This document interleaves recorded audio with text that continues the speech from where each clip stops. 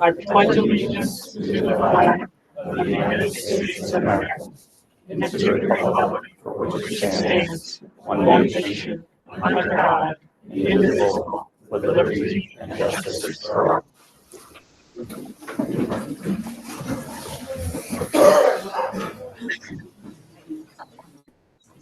We do have a quorum, 843 of 1,000. Absent tonight, Melvin, Betsy, and Tim McLaughlin. They all notified us at this time that they would not be here tonight. There are no additions or adjustments to the agenda. Next is approved minutes of September 18th, 2025. Nicole and Tim.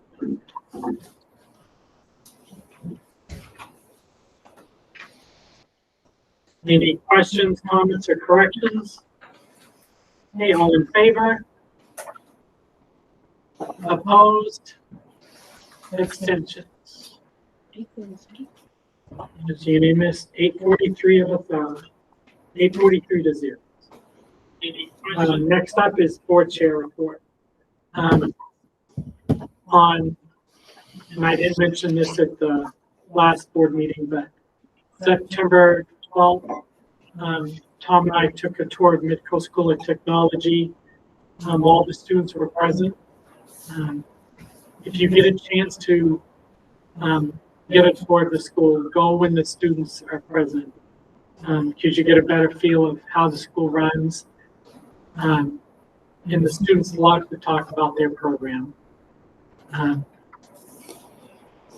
I don't know if Tom's wish is going to come true, but he talked to them a few times about building a lightsaber. And making a video using it. It was pretty fun. It's a great school. It's so cool. Back on the 20th, I was able to attend a couple of the varsity soccer games. They both been in a tie.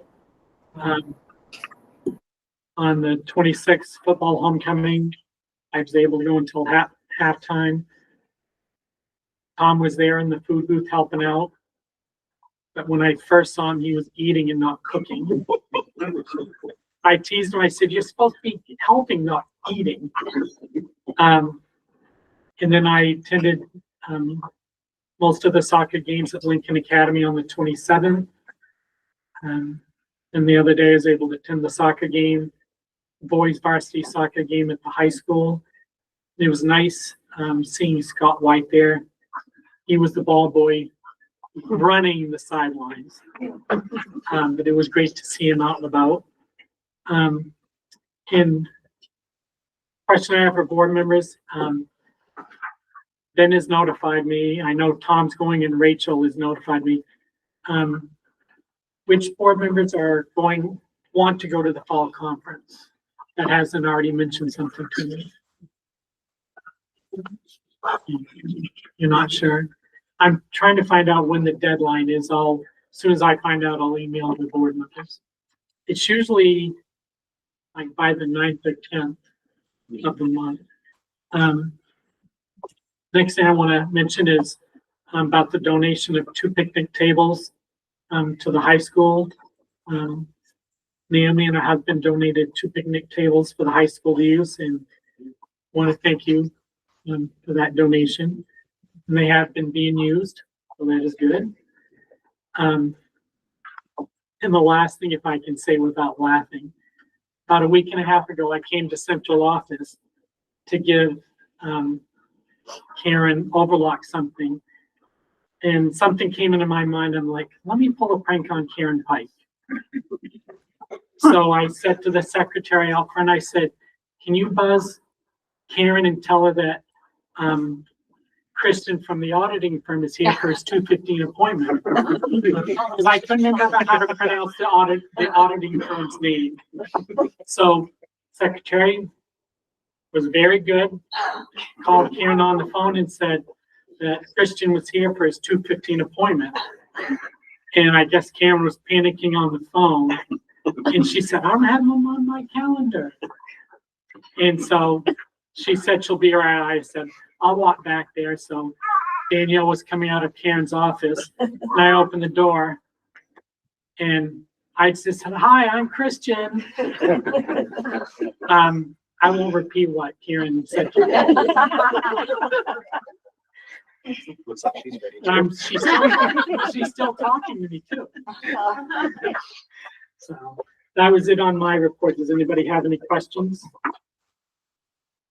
Okay. Go ahead, Tom. Thank you.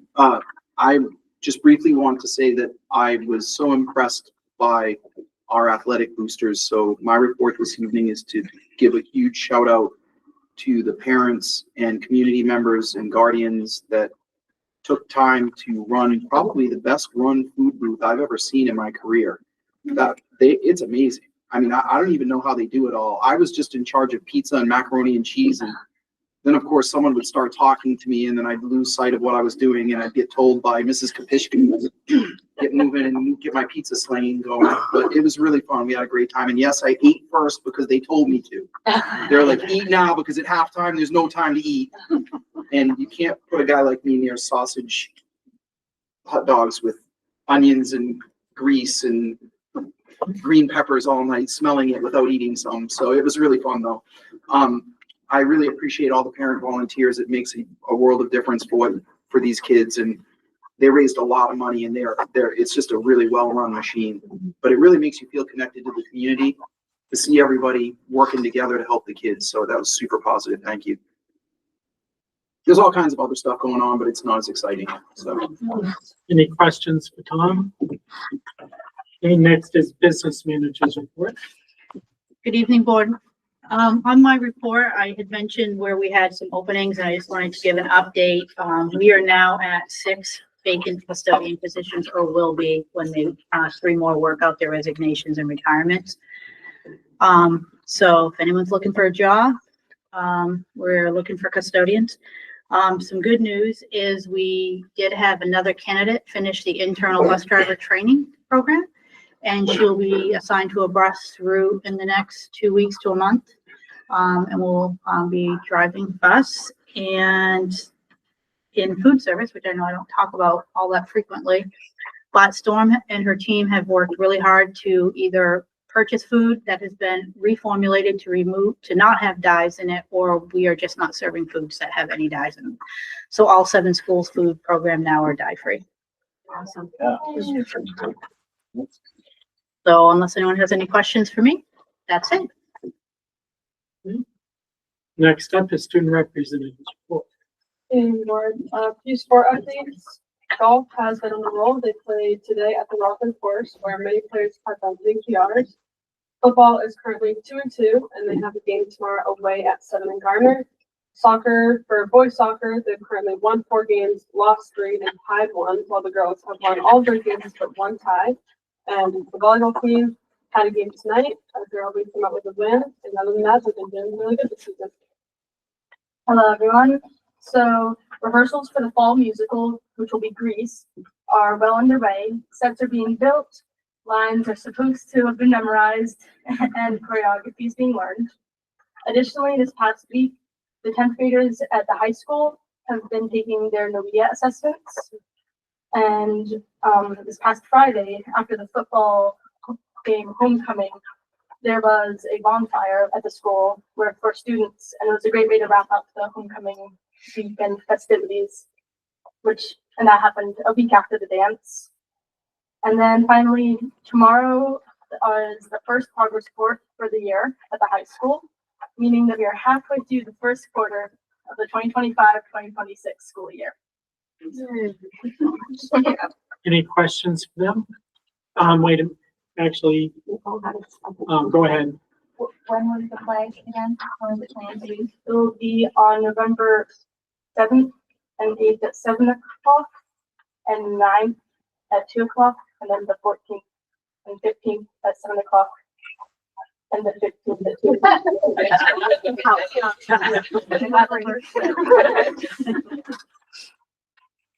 Any of them? Go ahead, Naomi. I just wanted to say that, how impressed I was. We had 2 young men show up at our house to get the tables, to bring them up to the field. And through them, I learned that the football and the wrestling teams, and maybe other teams as well, but that's what I learned, was that it's their intention to do community service. And I am just really, really proud that that's an ethic that's being instilled into these kids in our district. And I really just appreciate that so much. Thank you, Naomi. Okay, next is reports from administrators. In the packet, there's some reports from administrators. Is there anything administrator wants to report out that isn't in their packet or that's happened since their packet, you know? Okay, we'll move on to presentations. First is in VHS presentation, Linda Pease and staff.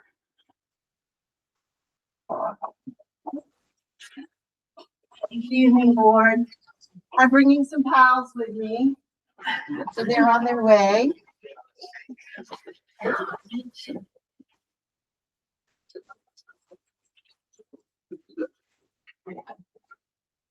I have my space?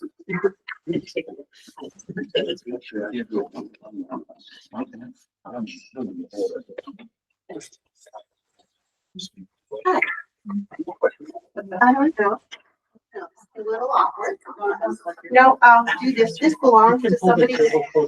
This belongs to somebody else that let me borrow it. So we'll get that to them. So good evening, board, and everybody who's listening. For those of you who don't know me, I think I have met most of you face to face, but I am Linda Pease, and I am the principal of Madomic Valley High School. This is my 7th year at Madomic Valley High School as principal and my 40th year in education. I can still move.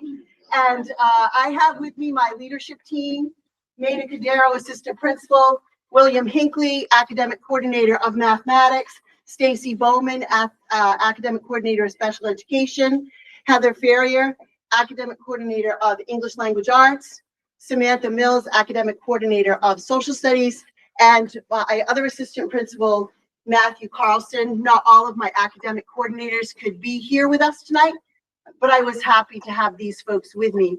We practice shared leadership at Madomic Valley High School. That means that I meet with these people and my other academic coordinators probably 4 times over the course of 2 weeks.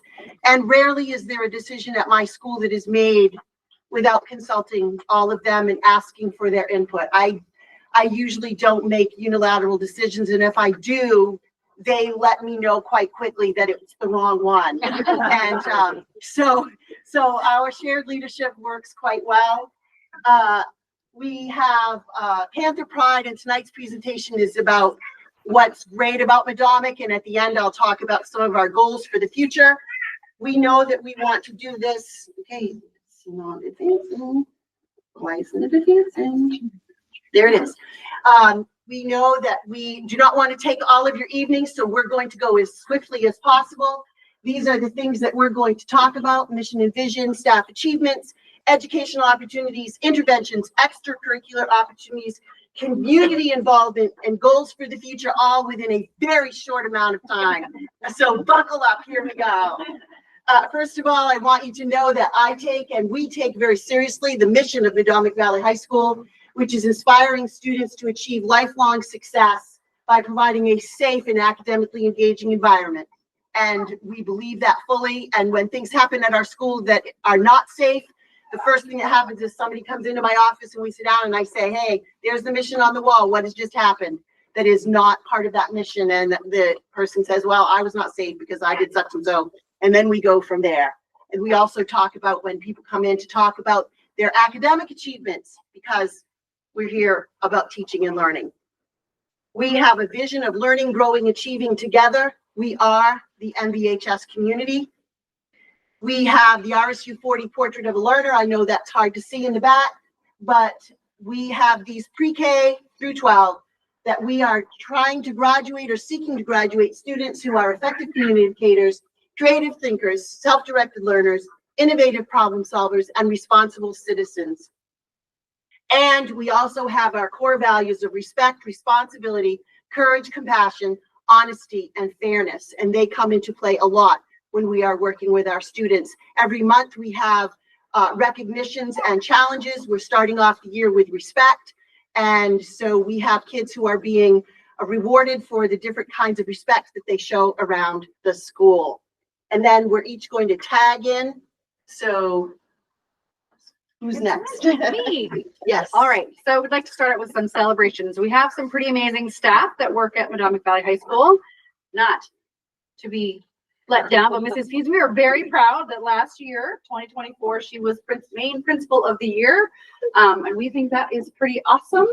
I think she's principal of the year every year, personally, but 2024 she's pretty amazing. We've had a couple of teachers recently that have been recognized for Lincoln County Teacher of the Year, Mr. Bill Heasley. Heather Webster, who was a teacher for us for a long time and now works in technology. Thank you. My brain is not working. And Anthony Lufkin, who was one of our art teachers, 2018 Knox County Teacher of the Year. And this is all the amazing staff at Madomic Valley High School. You see everyone from the kitchen staff to our special ed staff, social studies, they're all in there having a good time. That's a fun day. And moving on. So for a very small rural school, we really have a really tremendous amount of offerings in our departments, all the way from sort of a lot of like hands-on electives up to like some very, very high level AP college level kind of classes. So I think you'd be hard pressed to find a school our size that has as many and a wide array of offerings that we have. And part of the reason we're able to do that is the team puts in administrative team and the guidance team puts in a tremendous amount of work scheduling. And so they have a new process they've used this year. You could ask Mrs. Pease to show you the crazy scheduling board of this office with this giant wall. But they put a lot of effort into finding a way to make the courses run. And it is quite a Herculean effort to get all of our classes scheduled. We want both the science and math departments, we pride ourselves on meeting every child who's in front of us, regardless of their strengths, where they come from. But we did want to sort of highlight some of our top performers. Jen Hatch, who's one of our science teachers, takes our students to the state science fair every year. And we've had some really tremendous results. But I think more importantly, she has really fostered an environment of research. And we have students, like I have a kid in my class right now who's working with the MDI lab and doing some pretty high level research. So there's really a sense of research in the science department. And of course, as the coach of the math team, I'm gonna, shout out how well we did last year. You will notice that we were the highest ranked school in the large school division. And there are a couple of schools like perhaps Camden Hills, which were a little bit lower than us. And one of my colleagues told me once that we punch above our weight, which I take pretty high And when we were in a marks small for. school division, we did beat Yarmouth. That's true. And Yes. we beat, yes, that's right. That's important. Yes. Our English language department runs a really amazing thing in the spring. We have something called the Philbrook speeches, which are public speaking event we do in the spring. Foreign language, again, for a small school, we have 6 different levels of Spanish that we offer to our students. So really impressive there. Our social studies departments, these are some new initiatives. Ms. Mills is taking students to the Camden conference and is setting up a course to get the students trained and ready for that opportunity in the spring. We have a huge number of offerings in our physical ed department, but a new one, which we're pretty excited about, is a coaching class and getting some of our young people who are kind of looking ahead and thinking about looking for some of those opportunities, some of those skills in athletics leadership. So those are new classes offered in those departments. You probably are pretty aware of the amazing art department we have at the high school. You walk through our hallways, our halls are just filled with just beautiful art that the kids have made. We have some really impressive offerings. We have a ceramics class, sculpture, and then of course the performing arts. Hopefully you've come and seen some of the concerts, or maybe you've seen some of the plays. Grease is our performance coming up in the spring. And then finally, I could spend the rest of the evening, we could stay here until 1 a.m. if we wanted to, talking about all the electives we offer. We really do offer a tremendous number of electives. And our hope is to find an interest that a kid might have. It's not a traditional academic interest, and draw them in, get them interested in school and wanting to show up every day. So we have a really quite amazing offering for our electives. Me again. So I'm going to talk a little bit about our AP offerings. We have 10 AP courses that are offered at Madomic Valley. Most students don't take all of them, but we have a few that have tried. I think some have actually succeeded. And every year we have many students who are recognized by the College Board as AP Scholars, AP Honors, or AP Honors with Distinction. We had a few of them that graduated last year, which is pretty amazing. We send every year, well, this year we're sending 112 students to Midcoast School of Technology. It's for a lot of different programs. Our students really love going there. They're very successful when they're there, and some of them have won some of the state and national accolades at the Skills USA competition every year. I don't know if any of you have been to Scholarship Night, but I would invite you to attend because it's a pretty amazing night. The class of 2025 received over $1.3 million in scholarships for college this year. It's a pretty huge number. I think it's bigger than Camden and Oceanside, and it's gotten bigger every year. And I think it's quite amazing that a small community like ours is able to really pull together and offer such some wonderful amount of money for students to go to school. Pretty cool. So the date is on there, June 9th, 2020. Oh no, that was last year. Just kidding. I don't know when it is this year. I haven't gotten there yet. Bill did talk a little bit about our collaborative scheduling. This is a picture of the board that is in the back room. Every department has a color and every class is written on each one, and they kind of slide it around so that we can make sure to offer as many classes that students want to take so that they fit in there. So if they want to take the 5 AP classes their senior year, they should be able to do that as long as they follow the order in which things go. So we do our best to make sure everybody gets what they want, or at least their second choice. So it takes a lot. It took us probably a year and a half to get to here. And this schedule that we have this year, I think is pretty darn good. So I think we might be making a little bit of tweaks here and there, but it's awesome. I like it. So it's pretty amazing things we offer for some of our female students at Madomic Valley. Olympia Snow, and I think both of our student representatives are on it. They are nominated by our staff at the school, and they are sent to a couple of different sessions in the state. They just went to Bangor for their fall forum, and they get to meet Olympia Snow. She speaks, she kind of introduces her to everybody, but they're on a leadership journey. They do it for 3 years in high school, and they can earn college credit while they're doing it. They meet once a month with some mentors, local mentors, other women leaders, and it's an amazing program. I used to help out with it. I kind of miss it, but I know that they're in good hands. Another thing that we provide for some of our students is Upward Bound through Bowdoin. We have a representative that comes to our school once a month, and sometimes a little bit more, and they are also identified by staff, and they help them apply for school, they help them study, they help them figure out how to be better students. They provide them summer activities. This Upward Bound's been around for a really long time, so some of you might even have participated in that at one point, but it's pretty cool program. And graduation is always a fun time. It's outside. It's been outside for a few years, since I think 2020. We're hoping that the weather stays that way because it's so nice. The gym, it gets hot. The last thing I'm going to talk about is post-secondary and career counseling. Our school counselors do a heck of a job trying to meet with all 560 something students that attend Madomic every year to help them create a 4-year plan. Their goal is to make sure that everybody has some sort of plan when they graduate from high school, whether it's college, military, workforce, what have you. They do a really good job. They run credit checks every year. They do interest inventories with students. They help them get an FSA ID. And I don't know if any of you have ever remember doing that, but it's like an act of Congress if you forget your ID number or your password. So it really helps them get through that process. And they even provide the ASVAB for students who don't really know what they want to do, but it's a great way to figure that out. And they work with a lot of first-generation college students, helping them apply to school, which can be a little daunting sometimes. So that's awesome. Moving on.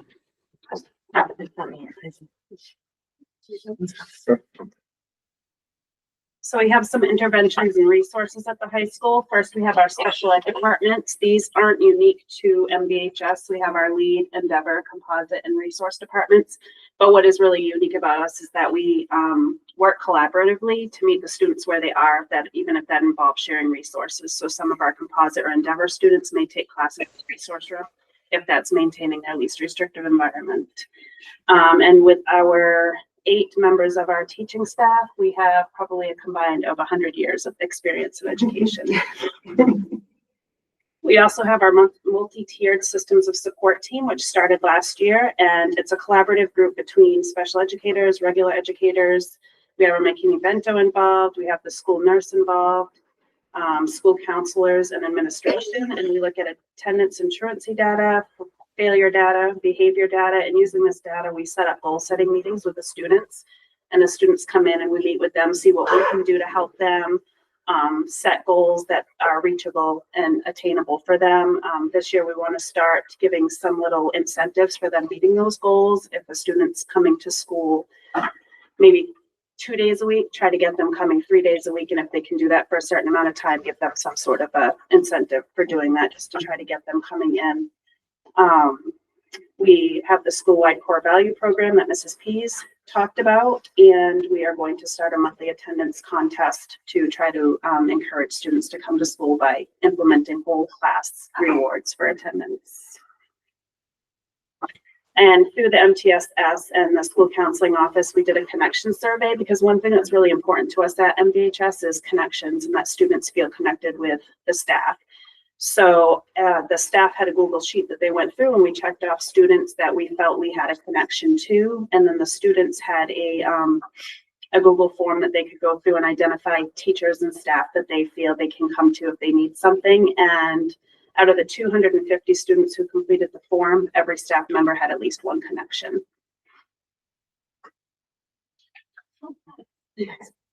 So REP is stands for the Recovery and Excel period. It's 45 minutes built into our schedule. So it's a time for extra help for students, and we tag students. That means we have a new scheduler, the RTI scheduler. We go on and we say which students we need to see.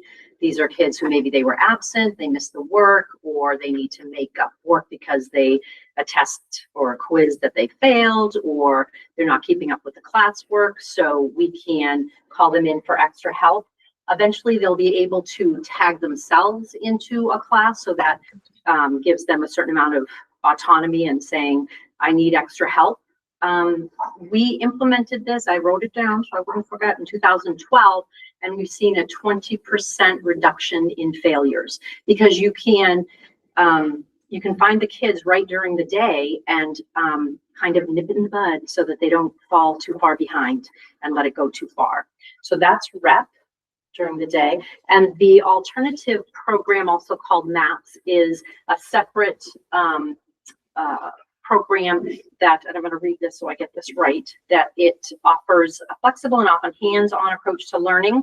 The classes are smaller, and often they have service learning projects and academic field trips and community experiences that allow students to better connect school to the real world. And the goal is for the students, for us, to meet the students where they're at and build relationships that support their growth in learning and their success after graduation, because all the intervention things that we have are in order for the kids to succeed and to get in there before there's no, the failure is hard to come back from. So we do a lot with intervention. You're next, William. Okay, so we've been working for a couple of years, and we've tried different ways of doing this, and now we have a 45-minute lunch mod for the entire school, in which everybody goes and gets their lunch and then chooses the space that they want to be in for the rest of those 45 minutes. And for some kids, that looks like hanging out in the cafeteria and just relaxing and chatting with their friends. For some kids, that looks like playing sports in the gym or going outside. But we offer a lot of lunch activities. So you can see kids doing art in the art room. We've got crafternoons in a classroom. We have chess club, board games. We have kids that are volunteering to go around and do the recycling. We have people going and watching movies. I feel like I'm forgetting things. And we have things like knitting. Sometimes we have book clubs and writing contests. There was a TED Talk club that was going on, book clubs and things like that, and many, many more that I'm sure I'm forgetting. And then we also have activities that happen that are more commitment clubs, that are things like outdoor club, and that's this picture where they get to do lots of fun activities outside. But they also do community service projects. We have Horses of Strength, which deals with mental health and wellness and does a lot of good things around our schools. We have National Honor Society, math team meets during lunch, student government meets during lunch, PAWS, which is Peers Assisting with Sincerity, meets during lunch. And so we're able, through this 45-minute lunch, to be able to have these meetings and get to use that time really productively for the kids, where they can connect with the school and connect with each other. And a lot of our activities, we had this really great grant through the Maine Health Midcoast Hospital, the Lincoln Hospital Community Health Improvement Fund has given us just over $60,000 in grant funding for these clubs to be able to run them and get kids to participate in our clubs and be able to offer them more.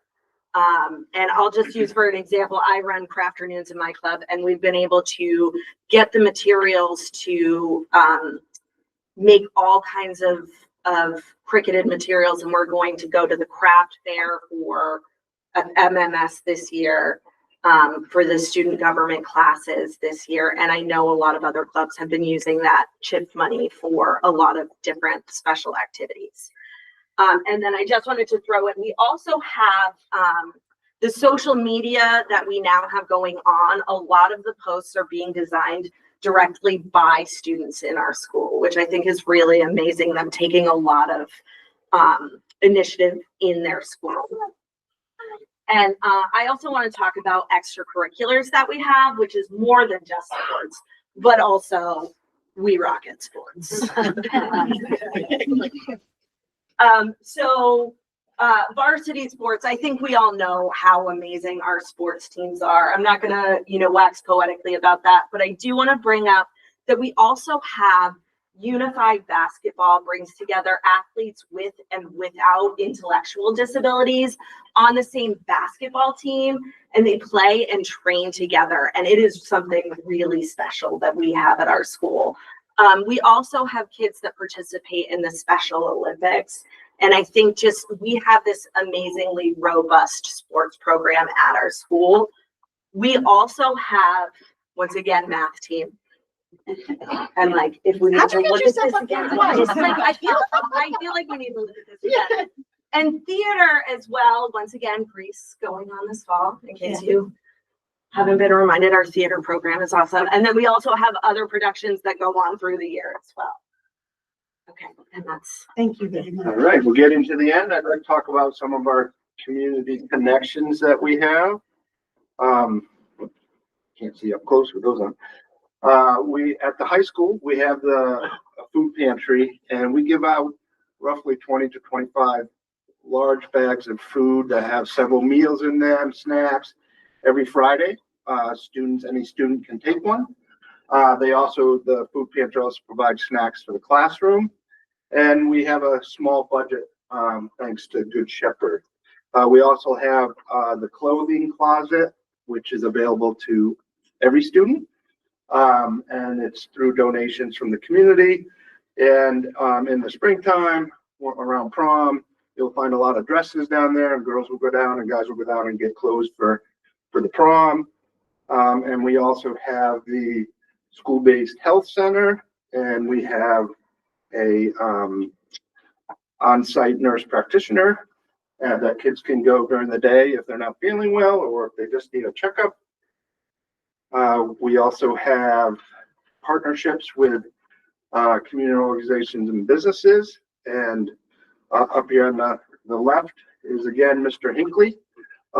Took some of his outdoor club, and they just finished a service project a couple weeks ago, building a ramp for a local community member who needed access to their home, which is wonderful. We also have relationships with the apprentice shop. I won't go over all of these, but Pope Memorial Animal Shelter, the Waldoboro Fire Department. We have the local libraries we work with, Goodwill Industry, and Moose Crossing Garden Center. And then, of course, if you didn't know, we have this incredible horticulture program at the high school. We have an heirloom seed project with over 800 variety of seeds, and that was started by Neil Lash. We have one of the largest historic plant arboretums in the Northeast. If you haven't been there to look at it, I encourage you to go. It's quite incredible. In the spring, we have the annual plant sale, which supports the horticulture program. And we also have the Empty Bowl Supper, which last year donated $2,100 plus to the local food banks in the area. And now Mrs. Pease will bring you to the future. Yeah. So thank you very much. As you can see, I have an incredible team of people.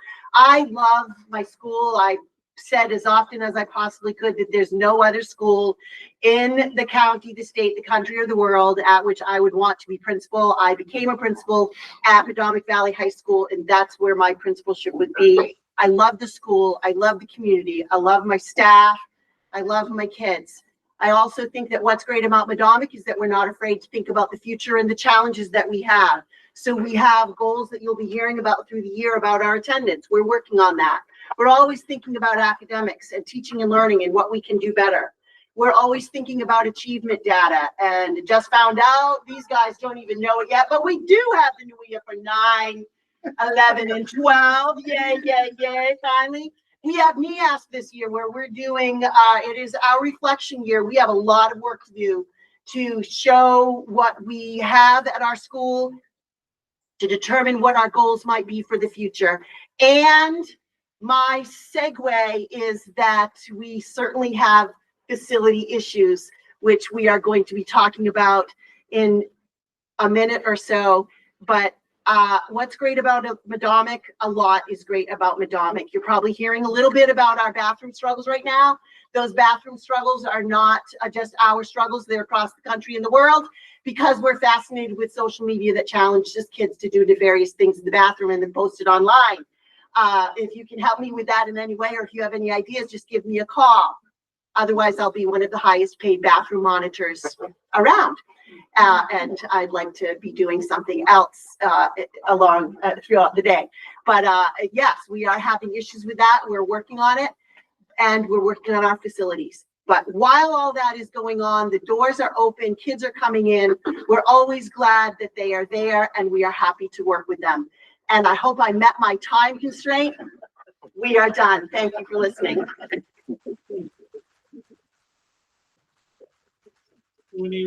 Okay, I've got Rick and then Nicole. Go ahead, Rick. Before you leave, Ms. Pease, current enrollment and what's your projected enrollment in the next 5-10 years? As of October 1st, our enrollment was at 555. Thank you, guys. Thank you. See you tomorrow. 555, and the enrollment projections that Steve did for us last year at budgeting time is that within the next 3 to 5 years, we might be down to around 480, at which point we would hold steady at 480. And so that figures into how we look at our facilities. I've been talking with Ann Ketterer from the architectural firm of Nova, I think. And when we look at the high school, we're looking at what we could do in the footprint that we have right now, knowing that our enrollment is probably going to hang steady or somewhere around 500 for a while. And yes, in 2005, when I started at Madomic Valley High School, there were 730 students. When my dad was principal there, back when I was in school there were well over 800. So then you might wonder, well, why do you need more space? And the fact of the matter is that in 1975, when the IDEA was passed and schools were charged with doing more for special education. And also when the CTE schools were moved out, the spaces out to separate schools like Midcoast School of Technology, the space is all used very differently now. The number of people that we need to have, you look at that, what we shared with you, we've put a whole school-based health center in our school.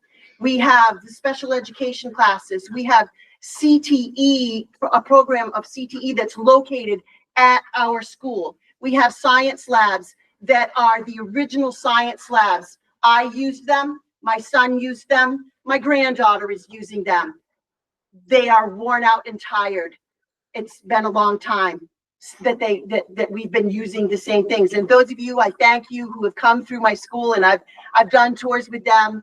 I appreciate the fact that you come to look and see that the things that Brian will probably be talking with you about in just a minute are things like, yes, our classroom size, there's nothing wrong with our classroom size, but the electrical, the heating and light, all those things, that's electrical, I do know that.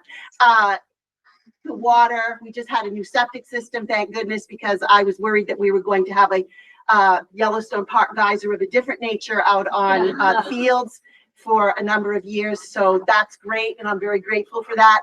But we have some things to do. Security is a big thing when you consider the schools that now have airlocks and card entries and things like that would be more protective of us. We have 60 doors in our one-story building at Madomic Valley High School. So these are all things that are part of addressing our facility. And I know we're going to talk about that later in the workshop too. Does that answer your question? Thank you. Yes. Nicole? I didn't have a question. I just had a comment. Between the MCST open house I went to tonight and then their very passionate presentation, makes me want to go back to high school all over again. So I feel very lucky for our kids. Thank you. Thank you very much. Anybody on the other board members? Go ahead, Tom. Can I say one? I just wanted to mention that my last job, we had 550 to 580 high school kids, and they were thrilled when they had $60,000 in scholarships. $1.3 million is absolutely amazing. And what I love about that is that mirrors the passion that these people have for the kids. Like I've been going through these schools and interviewing people like crazy for my entry plan. And the one consistent thing I've heard is that everybody really cares about these kids and they're concerned about their facilities and safety. And so we can help them with that. You can't manufacture caring, but you can fix technical problems. So I'll take it. I'm pretty excited. Thank you. Come visit anytime. Next is the VHS capital improvement presentation, Brian Reese.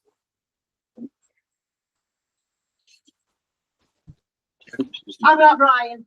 There was a charger that I borrowed from somebody else that will be missing. Sorry. Good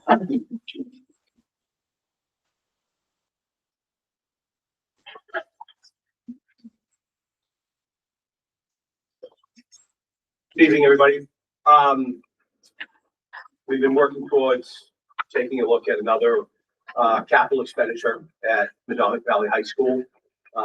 Still working on what that's going to look like, the total cost that we'd be looking at, and the scope of the work to be performed. I wanted to give you an update on that and to also get your approval that to continue moving forward with that. I'd be remiss if I didn't introduce somebody who actually didn't come at my desire, but Jeff Quinchell right here is the Washington resident, but he is also either the owner or the former owner of Air and Water Quality, who has received probably no less than 50 phone calls from me at various times about what am I going to do about this? And Jeff says, I'll be right there, Brian. They take care of all our water treatment systems in the district and primarily at the high school and the middle school. And he's going to be playing a key role in if we move forward with some changes at the high school and getting us the arsenic treatment piece of the water treatment system that I have briefed everybody else on. But I want to thank Jeff. He's been awesome. many early mornings and many late nights that he has been with me at the high school, the middle school with concerns that I've got. So wanted to thank him for that. Continuing on, that second slide gives us the agenda that we'll be going down through.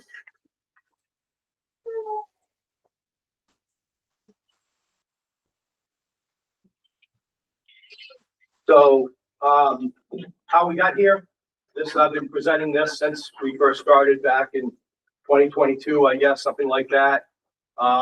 We've had a lot of eyeballs on the district. Siemens Corporation, multiple engineering firms, multiple architecture firms. We've got local plumbers, electricians. We've looked at it from top to bottom, kind of stem to stern, and some of the smartest people around, including Jeff, as I had mentioned previously. Talked to the staff, talked to the administrators. Energy efficiency investments, who we teamed with here recently, who's been helping us out immensely.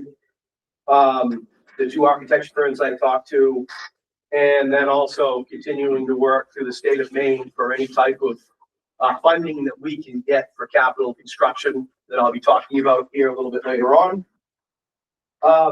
So the objective, or at least my opinion of what my objective is as stated there, create a fiscally responsible plan to improve the MVHS infrastructure.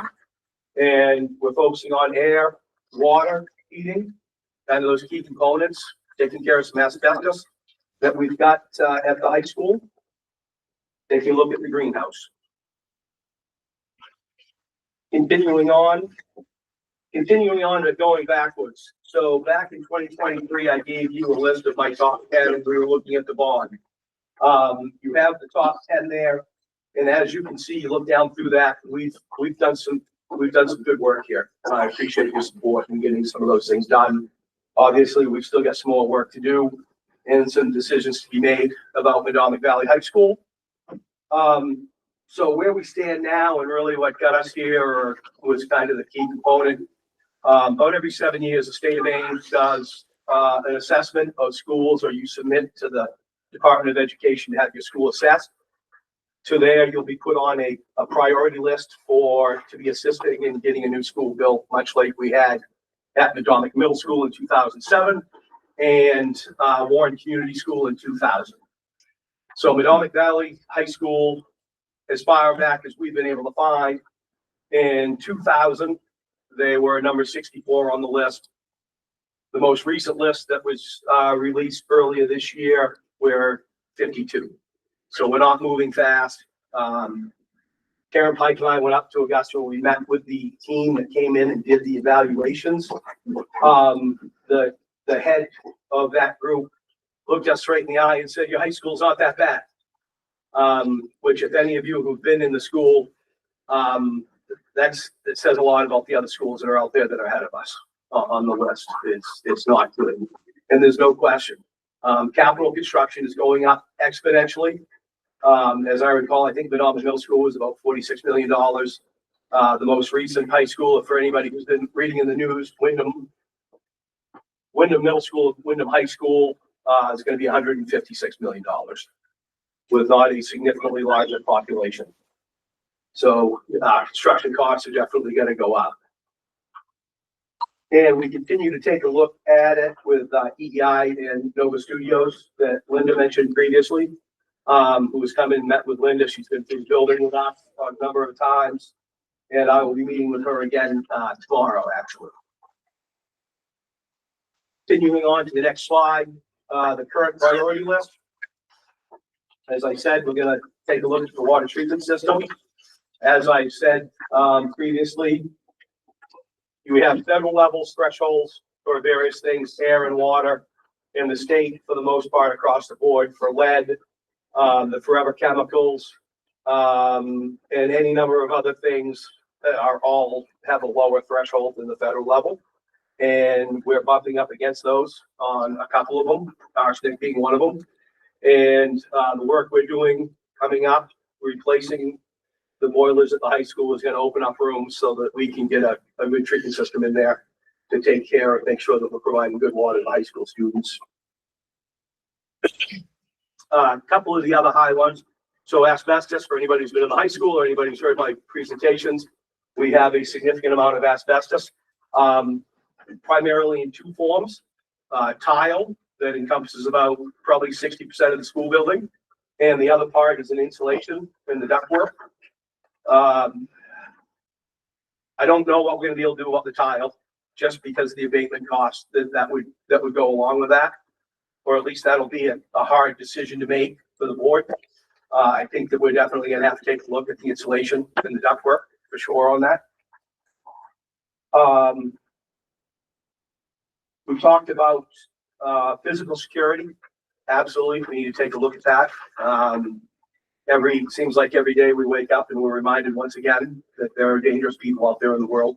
And we need to make sure that our students and staff is safeguarded against those wishing to do less ill. And then the greenhouse, that compound doing something, improving it, my preference would be to move that, to move it all together and get it inside the high school proper would be my preference. As far as the timeline goes, what I'm looking for today is for the board to approve the concept and tell me keep moving forward. I would ask that the board goes and you're starting to interface with your respective towns, let them know what we're doing. We do have a NEAS report that'll be coming out at some point that I know that Linda's working on. We have an revolving renovation loan this year that we're working on to submit later on this month. And we'll complete the priority list in December. We'll come to you probably in January for your approval. And then we can start doing town presentations and hopefully to go to the voters in June. I will tell you, when we're looking at a price tag on this, it depends on how far we want to go into school. I think that probably on the low end to really get some things accomplished that we need to is probably going to be in the $15 million range. And on the high end to address all the things, I think we're probably looking in the $30 to $40 million range. But we'll have more information for you on that and how those numbers break out and some various courses of action and a recommendation on those courses of action. So, and besides that, pending questions, that completes the presentation. Yes, ma'am. Rachel, go ahead. Have you, or Linda, I don't know who wants to sort of speak to this, but I think it's really important that we say what NEAS is and what's on the line. Absolutely. And I need that like out I'll loud. refer you all real to clear. Linda Pease for the description of I that. realized that in our presentation, I should have said what that stood for. It's New England Association of Schools and Colleges that accredit institutions, public schools, private schools. They are the accrediting body that put the stamp of approval on our schools. And where that's really important is when kids are going to college. Colleges want to know if you are at an accredited school for curriculum, for facility, that it describes, it's like a stamp of approval for the kind of education that you receive. And our students that go on to college report back to us that some of them are in this room that go to college from our school. They feel very well prepared. We send kids to top colleges like Yale and Harvard and MIT, and then we send kids to the community colleges, to the university main system, and our students feel very prepared. But that's what NEAS stands for. And every 10 years, you go through, it's now a 3-year process of a self-study where you work all year long to try to answer certain questions and surveys that they have about the quality of your school. Then you have a visiting team of other educators and top educational people who come and look at what you at how you evaluated your school. You set goals. They say, yes, we agree with these goals. You work over a couple of years to meet the goals. They come back and say, yes, you've met your goals, and then keep on coming and visiting, or at least communicating with us over the course of the 10 years. So the 4th year out, the 5th year out, the 6th year out. Like right now, I'm still responding to our decennial that happened 7 or 8 years ago. And I'm still answering questions like, what are you doing on your facility? Because this is one thing that hasn't changed. And so I submit, well, we've done this and we've done this and we've done this. Does that bump us off the warning label? And no, not quite. We've got facility issues that the New England Association of Schools and Colleges wants fixed. So that, I hope that helps. It does, but can I just want real clear, I want to reiterate. So what we're saying is that we are at risk of not being an accredited school due to facilities issues. That is so, and I want to be very clear that. So I've pressed them pretty hard over the last 7 years that I've been principal, because I wanted to know, well, are you going to kick us off and kick us off warning and not accredit us? I have asked that question directly. And the answer that I get is, well, we want to see you working on the issues that we're telling you to work on. We don't generally just kick people who are off on warning, because what we want to have happen is we want you to present this information to your board and to your communities to say that in our estimation, this accrediting body, there are things that need to happen to our facility, and they want that to happen. So it's a balance. But when I pressed and said, well, are you going to tell me that I'm going to be the principal at an accredited school? And they don't really ever say that that's what's going to happen. So I'm not going to tell you that, because that's not what they've said. But what they've said is they want us to use their estimation as a pivoting point to do something to bring our facility up to standard. One more sort of, so Yes. again, this isn't because we need a prettier building. This isn't because we need AstroTurf or because, we want different paint on the wall. This is because the tiles have asbestos in them, and the building, there are pieces of the building that are unsafe. Yes, and the electrical demand, look at the electrical demand in this room right now. Look at the electrical demand in this room. I have classrooms that have 3 outlets, and the electrical demand is great. If you were to come into my office and look underneath my desk, I wouldn't want the setup that I have underneath my desk in my home. The power strips are legal, but I've got power strips plugged into this outlet, one long line, one power strip into that outlet, and they gather underneath, and underneath, if something comes unplugged, and I'm 62 and I gotta crawl under there and figure out what it is, it isn't pretty. I don't get up as well as I used to. And so every year when I have to unplug my whole office so that it can be cleaned and then get it plugged back in, it's more and more of a, you're laughing because I've got a fake knee, right? So yeah, it's a little bit challenging. So it's electrical, it's the science labs. I mean, science is so different in 2025 than it was in 1970. And I have gas spigots that don't do gas, and sometimes water comes out the gas. It's those kinds of things. Yes. Thank you very much. Appreciate that. Rick, go ahead. I have a question on the accreditation. You may or may not know the answer to that. Do homeschool kids get accreditation? The homeschools kids I don't believe that they're part of Right. the ES. And as far as you know, a homeschool kid could go to Harvard or Yale. Yeah. Okay, so I just want to make that clear that the accreditation part, although would be nice, when you're looking at the kids, they may not necessarily need that. That is a friendship. Yeah, I have no comment.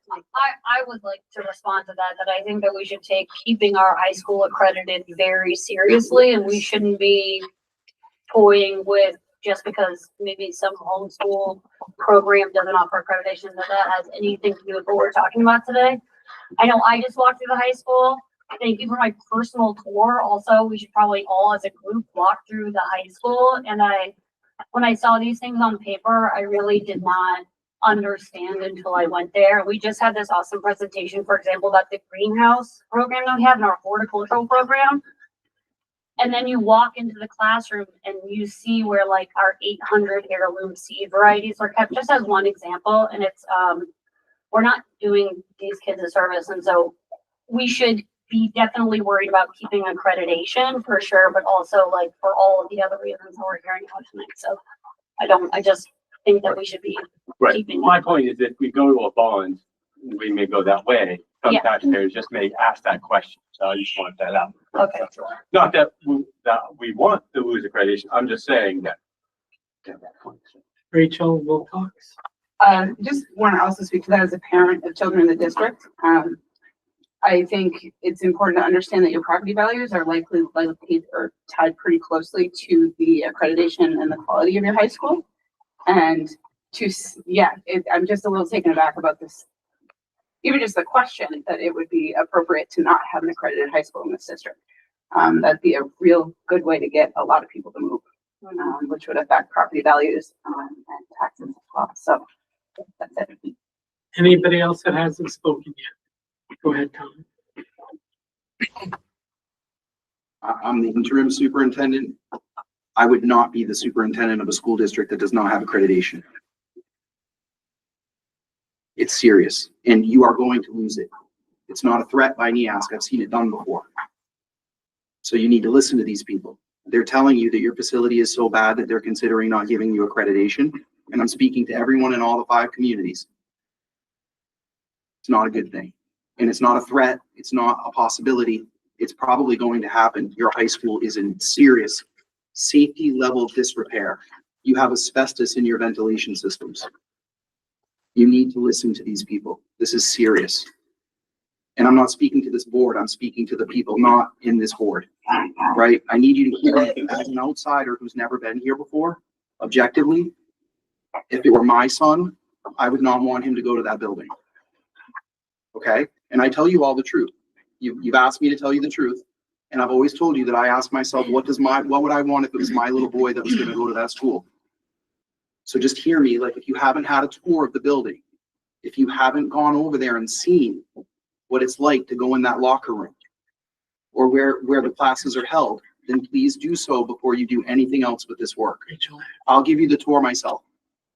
I'll take you myself, but I want you to see it and breathe it and feel it. Don't just talk about it. That's what I have to say about this.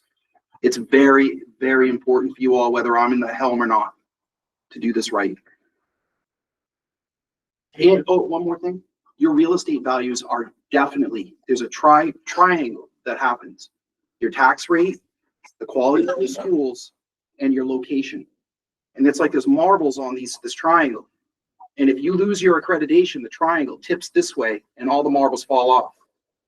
And so if you want to continue to have quality schools and students for your schools to keep them open, the quality of your high school is the #1 thing that people look at when they're choosing a community to live in, because that's where your longest lasting lifelong memories come from in public school, is your high school.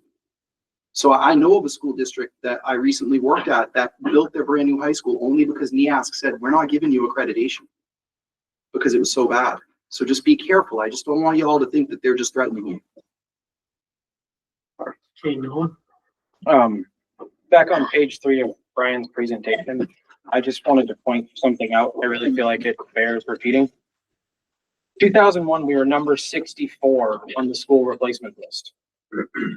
It is 24 years later, and we have moved to 52. We are not moving up this list fast at all. We own this high school for the foreseeable future. I don't want to know what the high school looks like in 20 years if we only keep putting Band-Aids on it. It's not going to be a place we want to send kids. We saw in the presentation earlier, the passion that the people in that building have. I want our facilities to reflect that as well, because right now they're making up the difference. And I don't want to put that burden on them, that our student outcomes and their experiences is solely based on them because the facilities are lacking. We have amazing people holding our facilities together. We need to start giving them some tools to do their job better. So, I don't know. We have to take it seriously. This isn't something like, this is our high school for the next 20 to 30 years. What do you want it to look like? We get to make that decision now. Rachel Wilcox and then Rick. We've been on the NEASC sort of like warning list for how long now? more than 1 year, 2 years, 3 years, 4 years? At least 10, I think. One, how long we've been on the warning list would be on? Since the last decennial review, so that was in this 2015.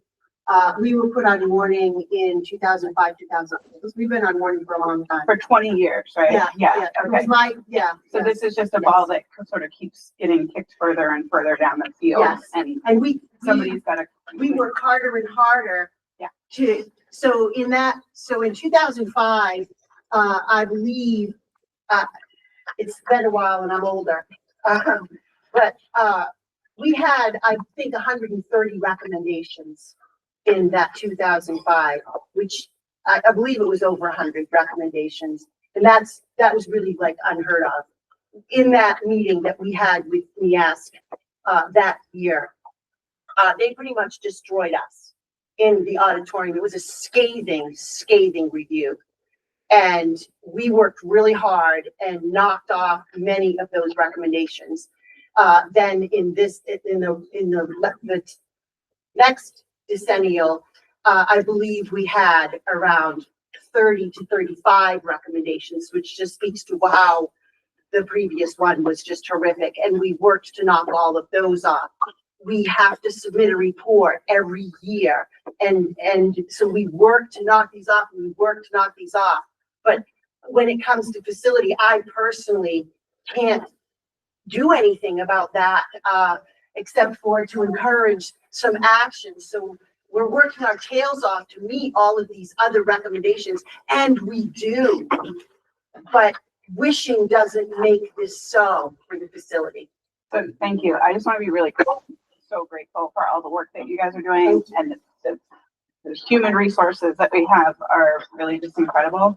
And I'm really hopeful that everybody can really truly hear what we're talking about, and that we're asking you to hold a bag full of water with a lot of holes in it. And the fact that you're still doing as well as you are, I'm grateful for that. But I just appreciate you sort of really let's put it all out there and really get it clear. I will tell you that I spoke with the principal of Rockland today because of the bathroom issues that we're having. And Oceanside had a renovation, I'm not sure how many years ago now, maybe 4, but they had a bunch of single-use bathrooms put into a hallway with the sink and the faucets outside. So kids go into a single-use stall with a door, and the toilet is there for them to use the bathroom, and then they come out and they wash their hands. And there's not these multi-use bathrooms where people can congregate and vape and try to pee on the floor and stuff things down the toilet that don't belong there.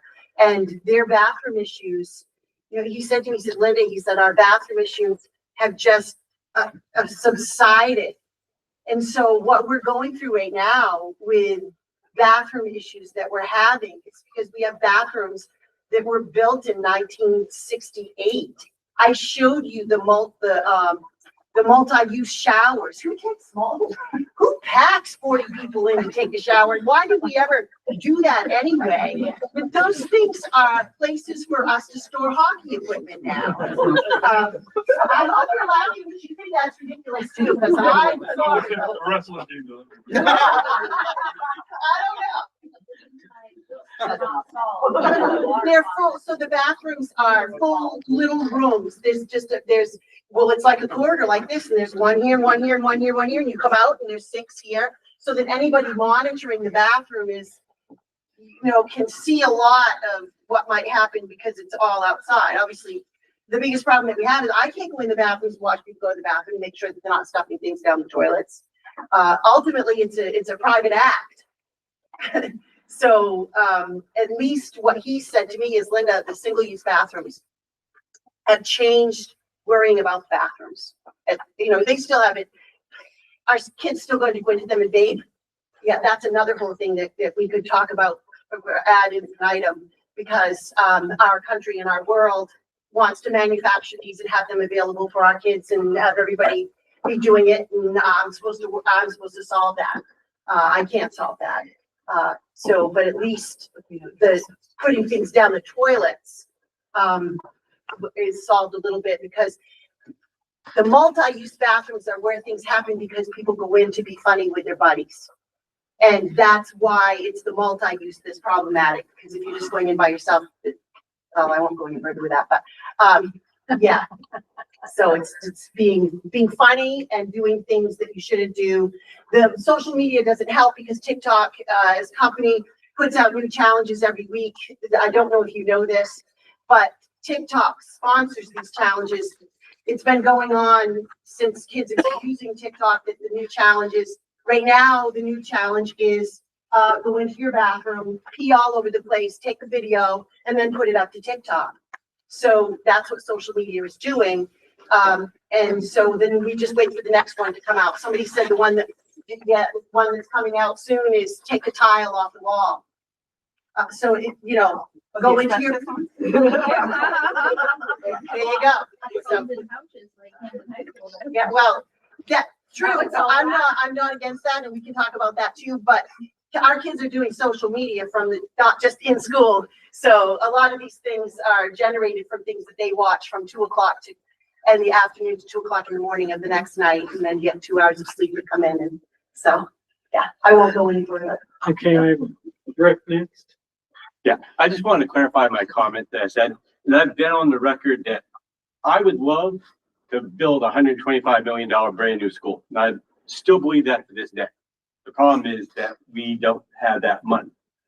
And my point was that we shouldn't be doing these changes because of a fear of accreditation. We should be doing it because it's the right thing to do, and these kids need it. That's what my point was. What the accreditation is, yes, that's nice, and we need to have that, but we also need to be looking out for the kids. The other problem that we're running into is, I don't know how many people got one of these this week, but I did. And I had a lot of parents call me because I live in Warren. 79% of my property tax goes here. And if you live in Union, it's 52%. If you live in Washington, it's 67.98. That's the point of tax. It's Okay, just we're a- not gonna argue back and forth. My point is that when we go and do this bond, which is gonna happen, we have to be conscious of that. We have to be able to present a good plan that keeps the taxpayers in mind, but also keeps these kids safe. Because I work at Togas and we had to do tile abatement, and it's not pretty, and it's a real big mess. And I don't want to have 1 or 2 cracked tiles and have to shut down a wing because we have to do tile abatement or anything like that. So, yeah. Rachel Morris. I think actually you holding that piece of paper is a really good point and goes to also a big part of this anticipated timeline, which is not only town select board engagement, but also community engagement. Because what we don't want also is for people to just hear this information, or not everyone is listening to this meeting tonight, as we know. And so we just need to be able to get the word out of why and how this is so important for people who maybe haven't had kids in the school system for a long time, and understanding that, yeah, you're going to see this on your taxes and it feels scary for a lot of people, but this has to happen. And so being able to have the conversations with people so that at least they know that money is going to something that is this important and not for just the frivolous upgrades. Because there are a lot of people that are going to be nervous about what that number is going to look like. And that is our job, obviously, as a board. A big part of it is community involvement and the communication piece. So I just, I've been, anytime I'm at like the general store, I'm already talking about this with people, and they just like casually, whatever, equipment out. We should be keeping that in mind with the people that we live next to. So. Hey, Noah. Before I make a motion, they're here for a reason. I want to ask our student reps, if you guys, I don't mean to put you on the spot, but is there anything you want to add to this conversation? You guys are the ones in the building every day. Like, we want your opinion. I agree with everything Ms. Lisa said. The school is not in a shape to have students in it for a long period of time, even really the way it is. And we aren't even thinking out the asbestos in the tiles. We're just walking over them and other stuff like that. So it's just from even being in the building, you aren't seeing the technical details that you aren't even noticing with your eyes. And just the stuff you're noticing with your eyes is not good. And so I'd also like to say, if anybody's coming to take a tour, or this probably isn't possible, but I don't even know if it's really good with Ms. Pease, but if you like want to follow me around my classes for a day and see the classrooms and actually see the way that the school isn't working in the facilities.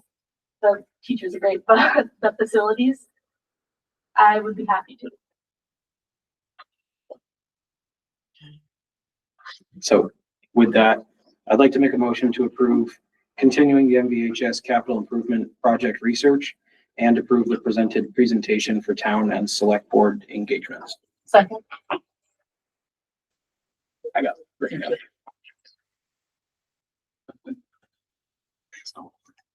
That was Rachel Wilcox. Yes.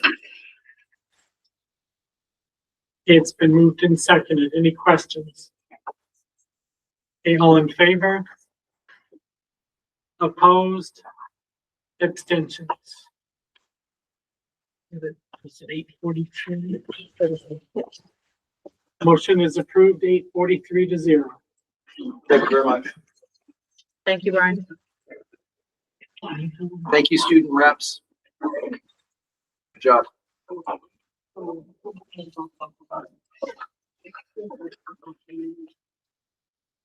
get it done. Now he's getting that to see if anybody's seen it. What's that? Oh, come on. You know, Brooke mentioned she missed those. She was here. Oh, she might come by. But she's here. She's here. Yeah. Okay, there's, nobody signed up to speak. So we will move on. First action item is approve teacher nomination, Tanya Robinson, teacher of Warren Community School. So moved. Second. And Paul. Got it? It's been moved and seconded. All in favor? Opposed? Abstention?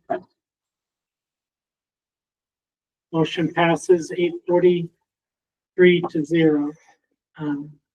Is Tanya here? Right? No. Okay. Next is approve a donation valued at over $1,000 for wrestling mats pursuant to policy KCD. Second. Nicole and Josh.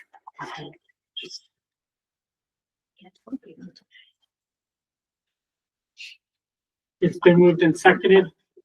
Matt, do you want to speak about that or?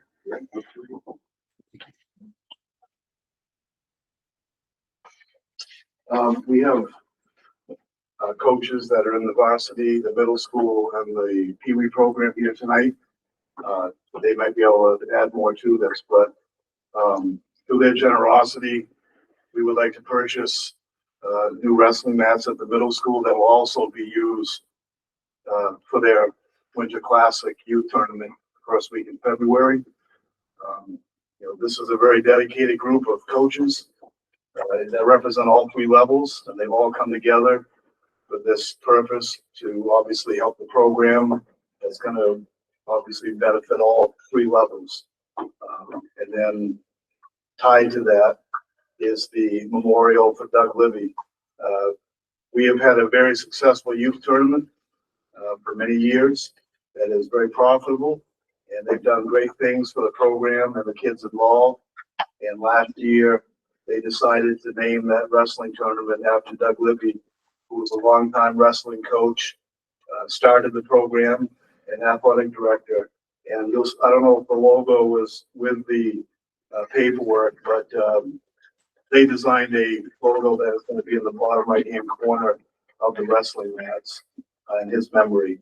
The coaches and myself have received support from his family. So it's a great tribute to him, but also it's kind of clearly helped the kids in the long run in the program. So we just ask for your support of both motions. Any questions from board members? Okay, all in favor? Opposed? Abstentions? It's unanimous, 8:43-0. Motion passes. Next is approve a Doug Libby Memorial logo on the wrestling mats. So moved. Second. Rock, paper, scissors, shoot, quick. So who, Yeah. Naomi? Any questions for board members on that? Yes. Okay, all in favor? Opposed? Abstentions? 843-0. Motion passes 843-0. Thank you to all of you for the fundraising you did. Thank you, Jason. Very much.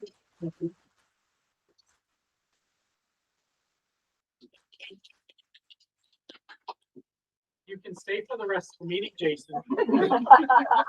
I have those two that she was talking about with the picnic tables, so I gotta go home, and make sure my house is in wrapped. Oh, the cows. Thank you very much. Appreciate it. Thank you.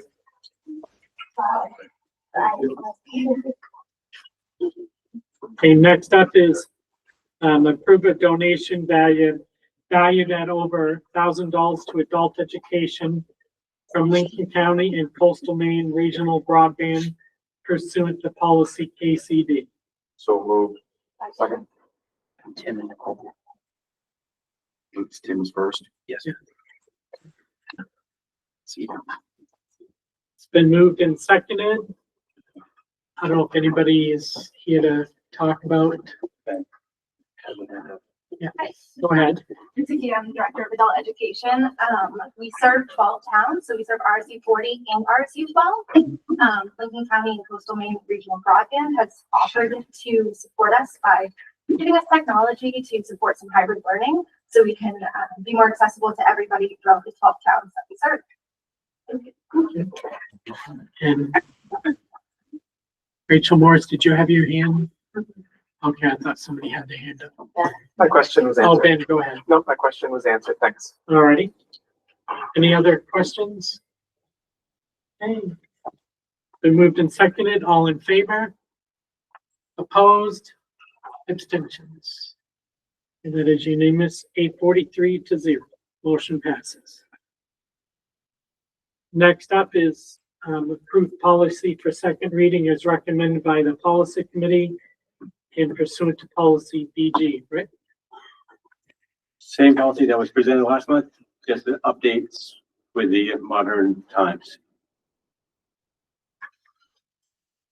So you motion that? Yeah, I make a motion that we approve policy BEV, board member use of social media. Second. It's been moved and seconded. Any questions? All in favor? Opposed? Abstentions? It is unanimous, 843-0. Next up is board member / administrators workshop. This is something we're gonna try. Hopefully it'll work out, but I'll let Tom explain. All right, so I had tables set up in the back very neatly in an organized way for everyone to sit, and they are gone. If folks could put them back, that would be awesome, so that 2 board members and 1 administrator can sit together. And I have created a grid and a list so that everyone can have a few minutes to talk. So this is the activity for our goal about, remember you asked about activities? This is the first one. I like an actionable. It's gonna be fun. All right, so here are the pairs, and you can't switch. I love the devious look in my eyes that I can't see right now. I hope the owl camera picked that up. The first group is Randy and Rachel. The second group. Which one is Rachel? Oh, Rachel M. The second group is Emily and Tim W. The third group is Ben and Rick. Naomi and Leah. Noah and Rachel W. Sorry. Danny and Nicole. And Josh, you're solo because Tim is sick. I'm sorry. But I'll help you out, brother. Okay, I'll be there. So if each of you could pair up with the person that I just named and go have a seat, that would be great. We're gonna take 10 minutes with each administrator and then switch, and I'll cue you when it's time to switch. So if you need help, just let me know. Tom.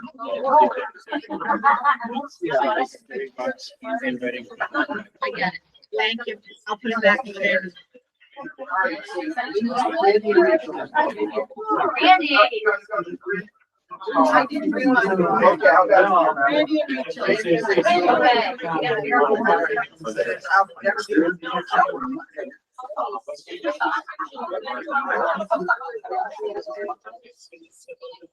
Randy and Rachel, right here.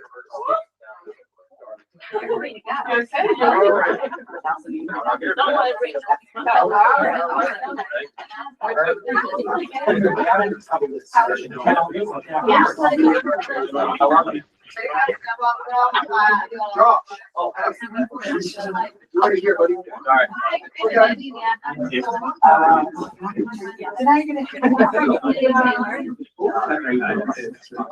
Yeah, sorry. Yeah. How are you? Chris,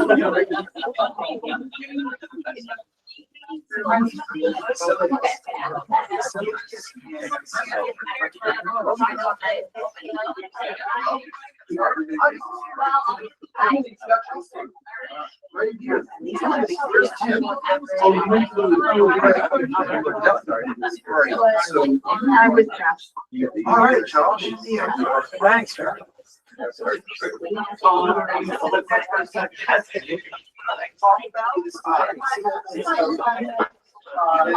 Very good.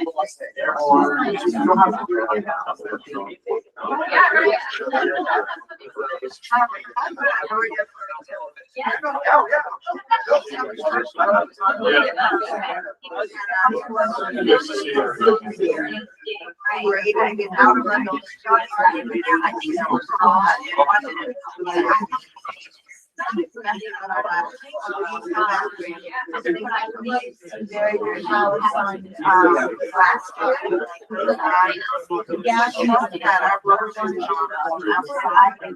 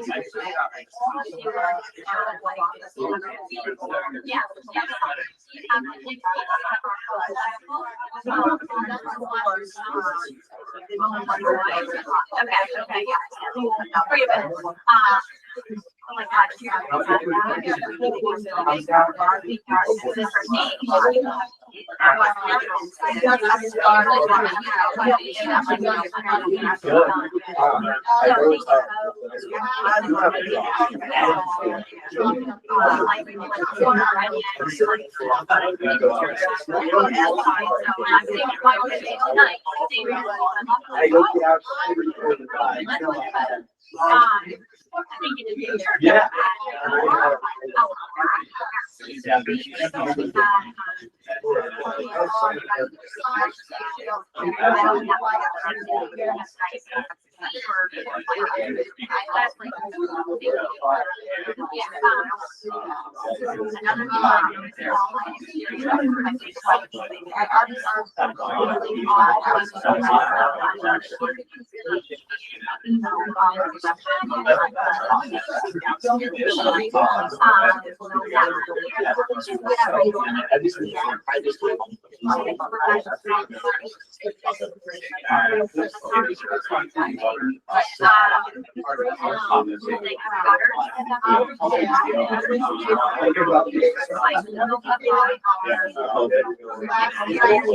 Yes, we should have seen it.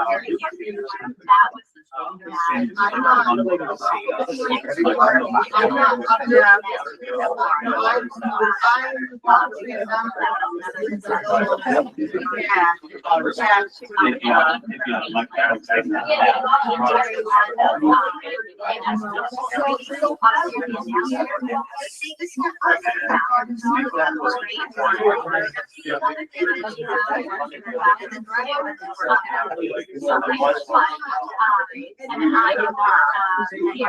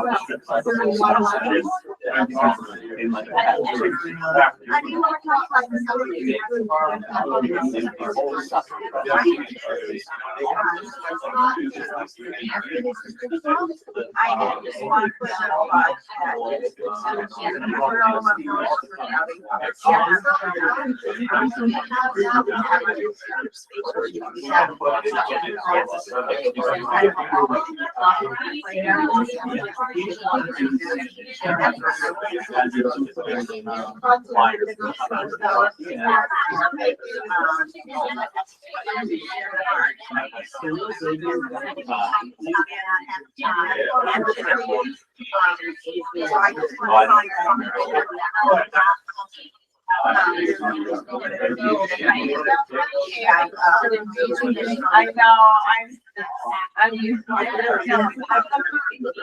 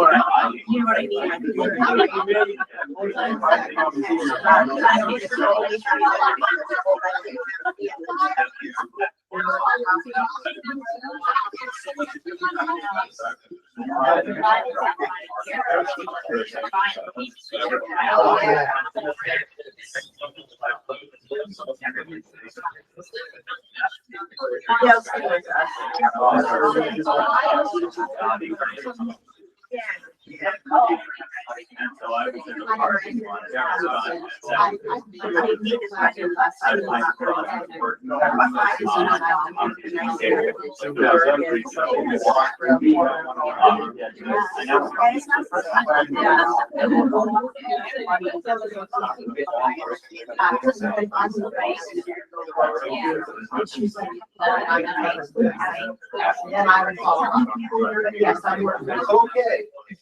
Finish the statement, John. And instead of, I'm going to make this really easy. All the administrators move to the table to your right. Right here.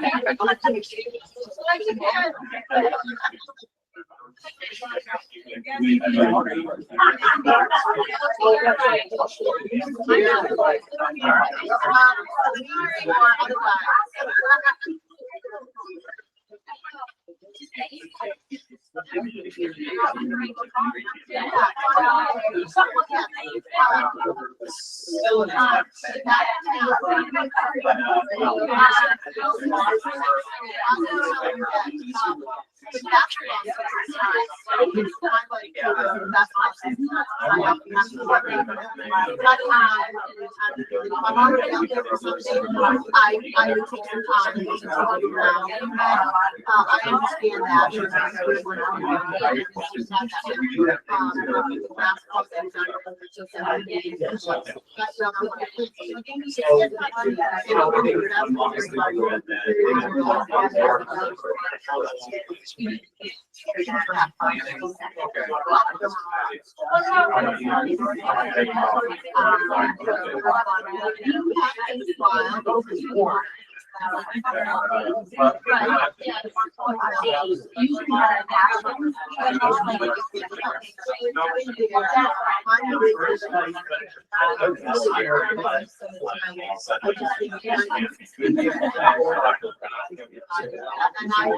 I'm just here to talk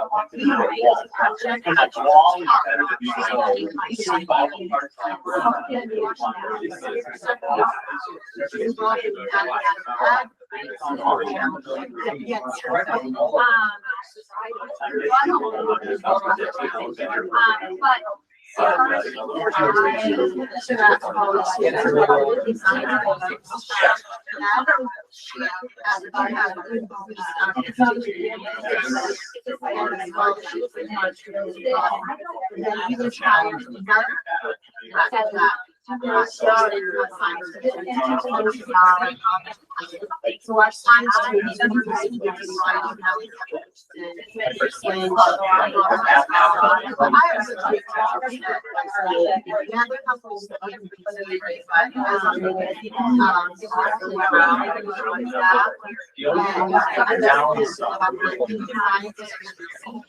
I would like it's not to have to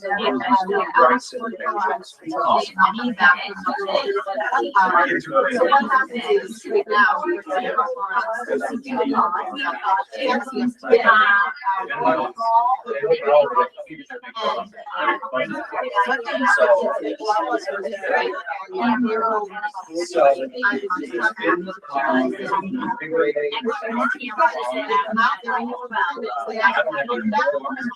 they walk all the way back, and then they walk around.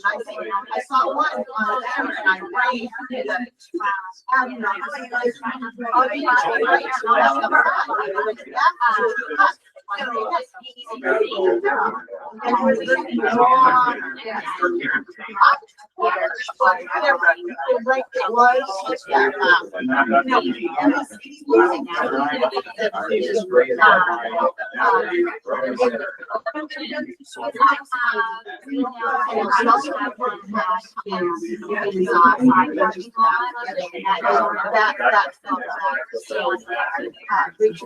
She said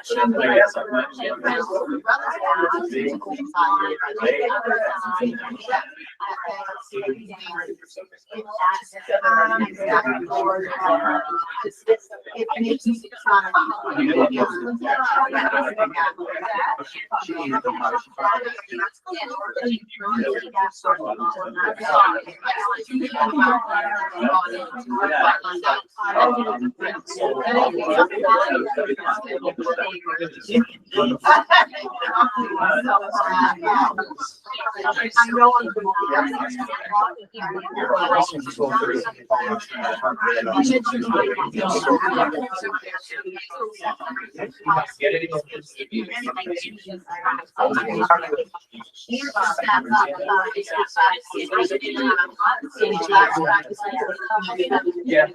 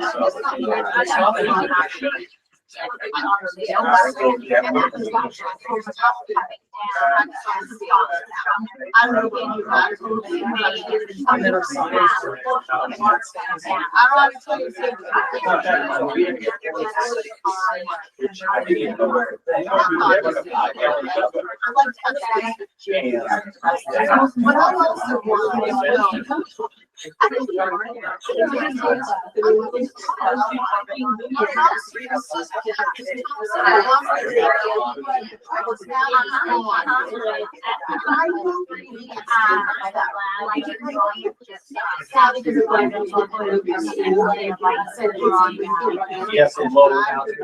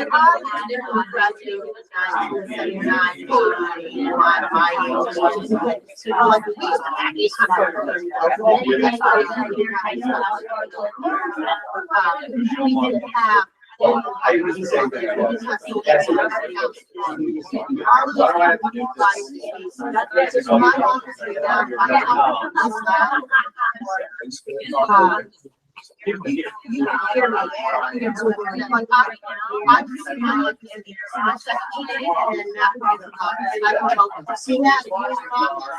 Look down, like I don't even call it. And when we're having private meetings, I say. Yes, but that's like. One more minute. Raise your hand. One more minute? All right, one more minute. Yeah.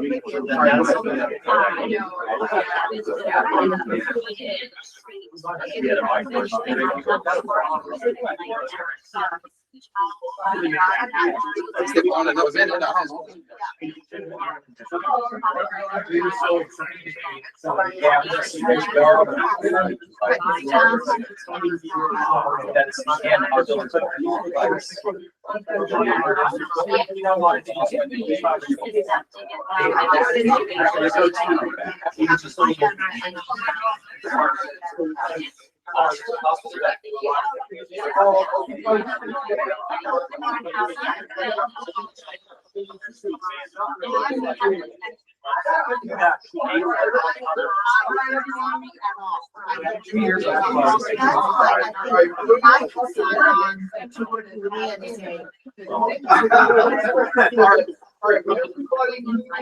Spaces to the right. All right.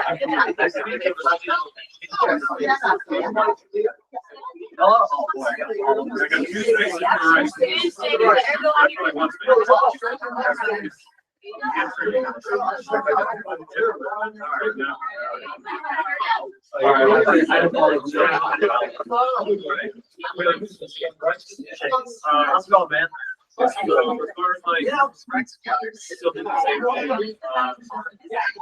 Facilities wise, right now, t-shirts full. It's there's some things that are might not talk about it,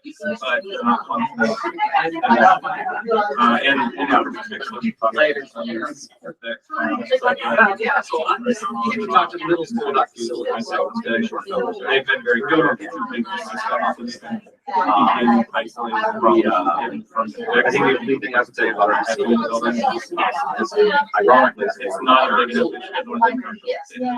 we're more complex. Somebody will go once in a while, this and going to go off and something like that. That will cost money. So the amount of money that costs is nothing. So that everything about our population. Or wells. Yes. Slow jail. High school is over the time. They probably use. So whatever last. So, but aside from that, with the low carry, we're just tight right now. We're building just did there the tile falling off the road. The numbers definitely get us to kind of intersect, so we can handle something that works. Just pretty also like that's done correctly. And we get the problems with ourselves. That is fixed. So as far as like the writing capacity, we have a parking lot. What I'll address first. I think our numbers are easier. Our numbers, so the yields from this number is always are less compared to all of those. Regardless why that's better. We tend to collect something like 10 points as well over one. And we got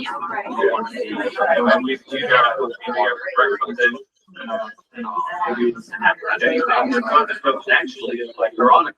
They're just starting to like we're really working on adult fitness classes, adult volleyball, like it's being needed everything, right? And so we're working really hard on it. And, I'm thinking better way. We don't kind of team, we don't get more kids.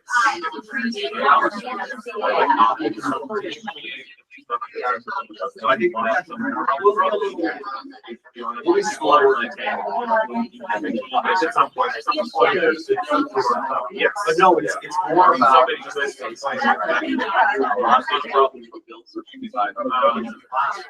biggest thing is you only have 11 and you still need a class for next year we're going to park lot.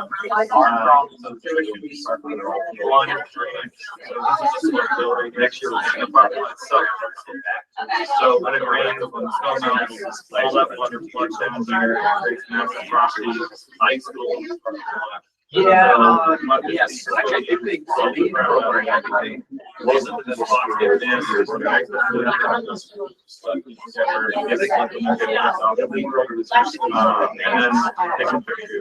they can challenge. And gotten better over the years, like whatever reason, yeah, no, they start. I would say we're worse. But not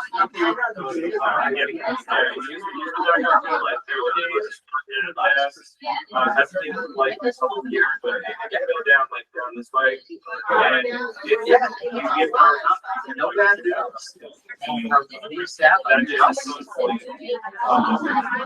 I mean, I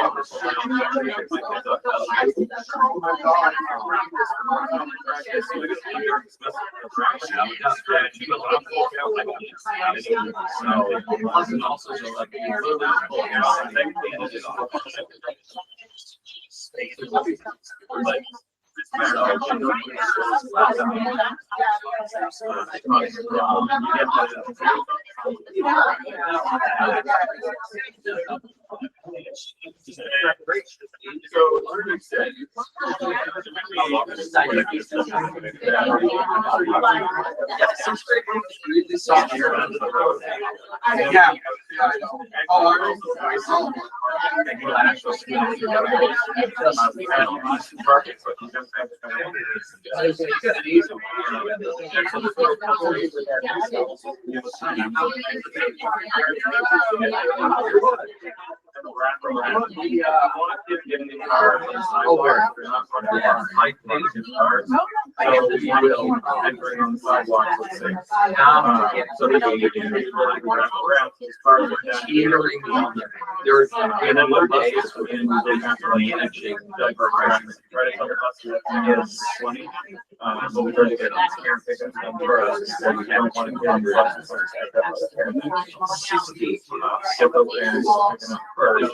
Once or twice a year. Right now, when buses start flowing in, that backs up even further. But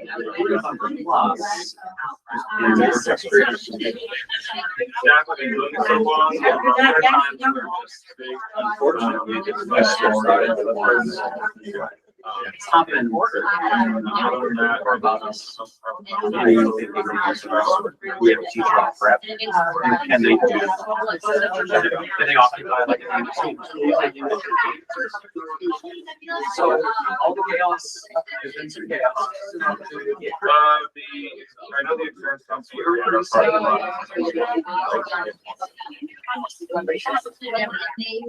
Yeah, we're good. It's gosh, yes. Yes. You can do it. The key part is making sure you write some slides off. I think I came back in.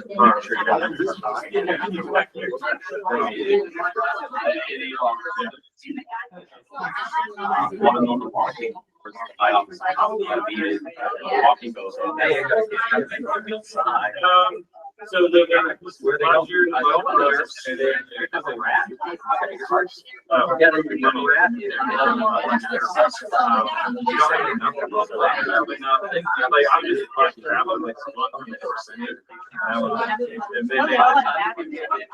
so yeah, it's those kind of things that you just that'll be great. I think another problem with the camera right now. Part of why that was here, but there's a lot of problems. There's a lot of there. One of our people is trying work shifting and so we definitely work. We have don't have any. Well, they got parking lots. Oh, we have one outside. That's the program design. We have a serious situation. Your world. Great job for that. So, teach kids like space shop. So that's been huge, especially like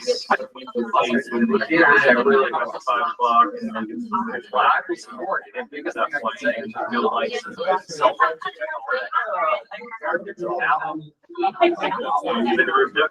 There's a policy like you guys the high school like some the years we've been able to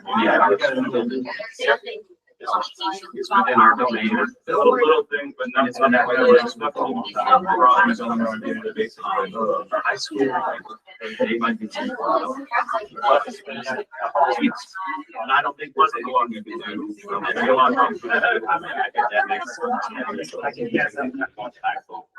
You know, honestly, like the biggest thing, the architect, we have my previous district, you knew there was like stairs on stairs. Yeah, that whole thing, the years, right? Honestly,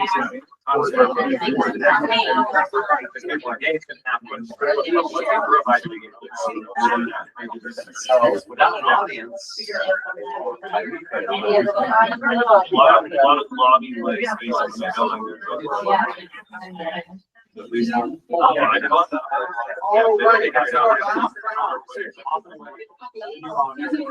I see it in the comment, I see it out.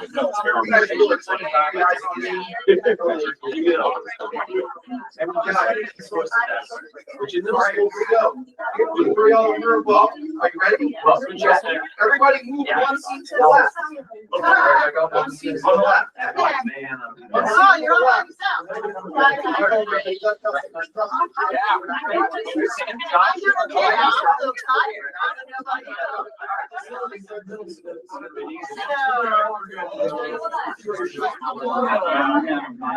Number one, our challenges are I need them from Square.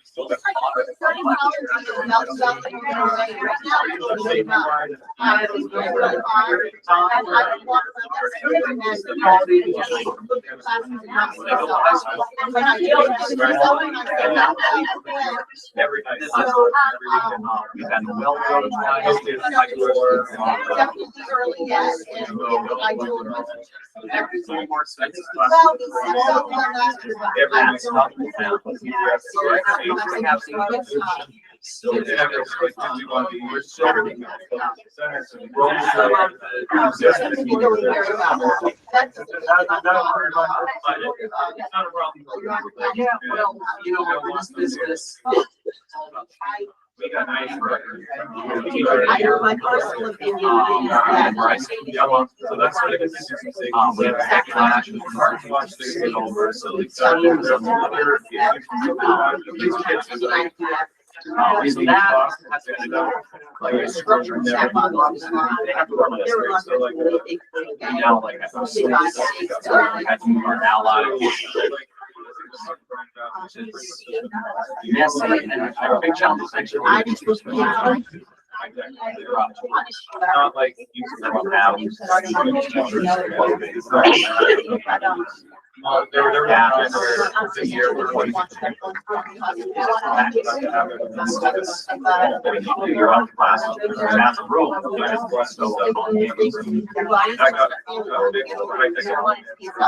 you know, you have that kind of chaos. You have so that happens.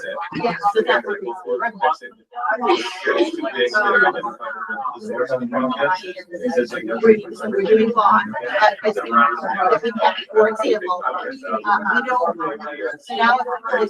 don't, now. Hour-long session.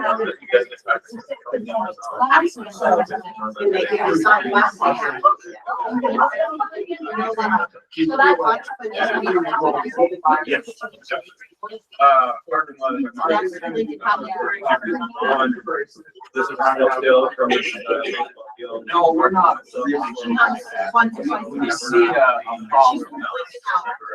We're not a mandate. Like, we're our this year.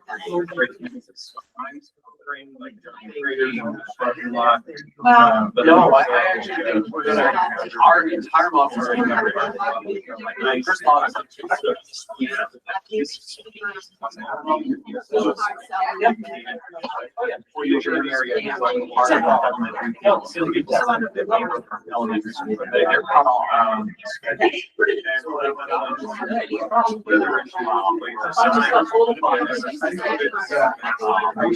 so we kind of just all the challenges come up. It's like, all right, hold on. All right, what might make this? So why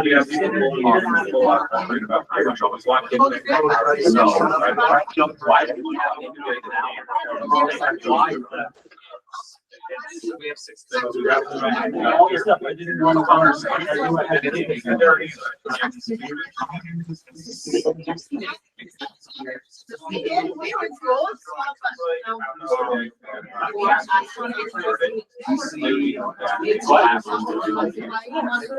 Especially like how do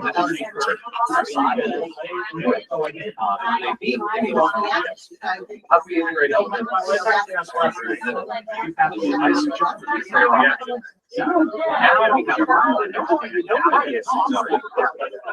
We can incubate that.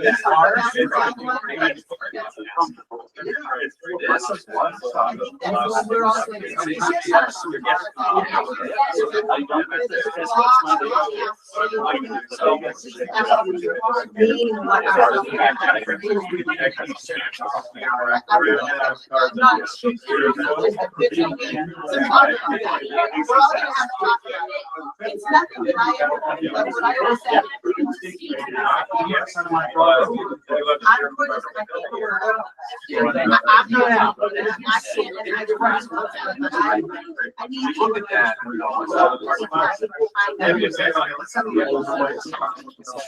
Yeah, how do we leverage that now? Like I said, thought about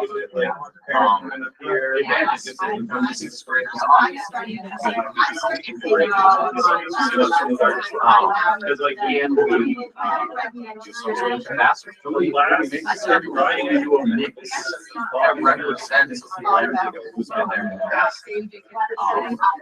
so it's not going to be that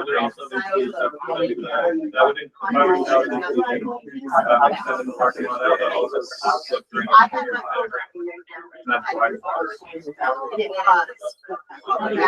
yeah, we got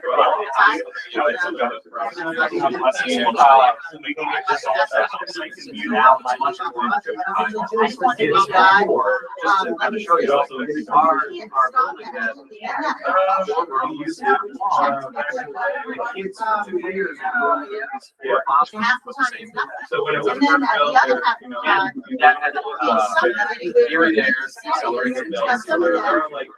Is it also accelerated? The architect one of those, like this is a lot of those. Just trying to get those designs. But like, you know, it's basically there. So now we have kids who science and I looked, I think we, did some analysis. ability 5%. And those people like this gonna be.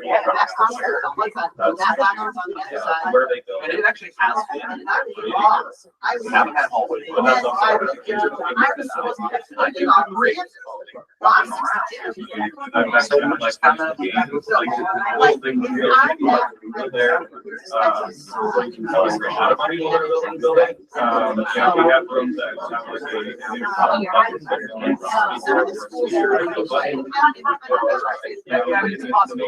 I will say, this is pragmatic.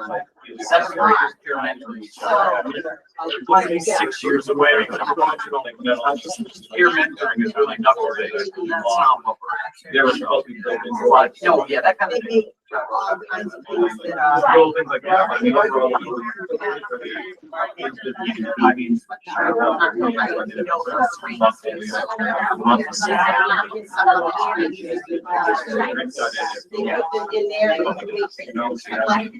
Companies, yes. I was So alongside, I've learned they build out.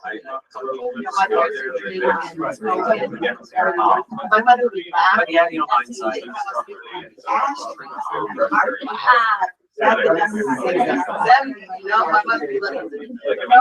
Okay, like, we been smoking by all this. You're making him in school. So you can launch it there. I think you're gonna find from. If you have a trail, but actually design buildings that are just monitoring the mountains. Right, so like, all right, let's see. From far away. You don't have to, maybe you are.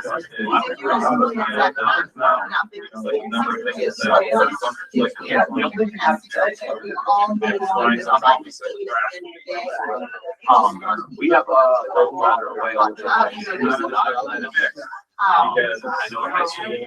I think it's important. So.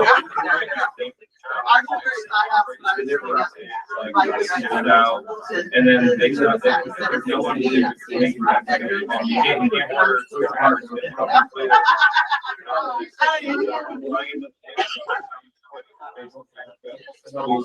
Always for an old house of made, I mean, I know the house is 200 years old. Yeah, so it was cold. I was a part of the school district. It probably wasn't 60 years old. It was very loud in the administrator's office for 2 weeks. It's not. But you've been before.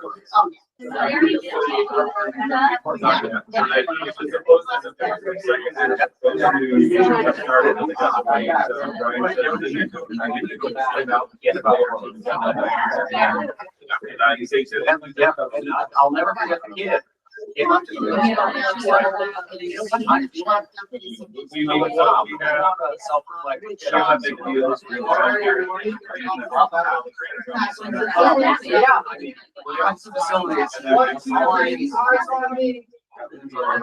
Quiet coyote. Have you been in kindergarten classrooms? Quiet coyote. Everyone's supposed to do it back to me. Oh, you go. I'll get a I'll get a bullhorn. Listen, I just wanted to say something as a process observer. Did you all notice what just happened? Yes. Pick up what happened? So it started off kind of anxious, and people sat down and it was quiet. And most of human dyads were looking at the presenter, not each other. And then what I saw was people starting to turn and talk to each other. And that was really cool for me to see as a leader. So then for taking just 30 to 40 minutes, Josh talked to this little man. I was going to sit with him for a little while, but I didn't want to intrude because I wanted you to talk to your principals, right? I am in charge of supporting this group. but they're your principles. And I just love what just happened. It's really fun to watch.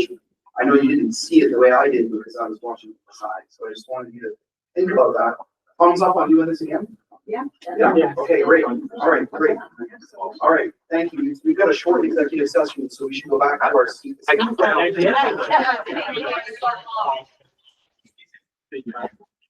Library.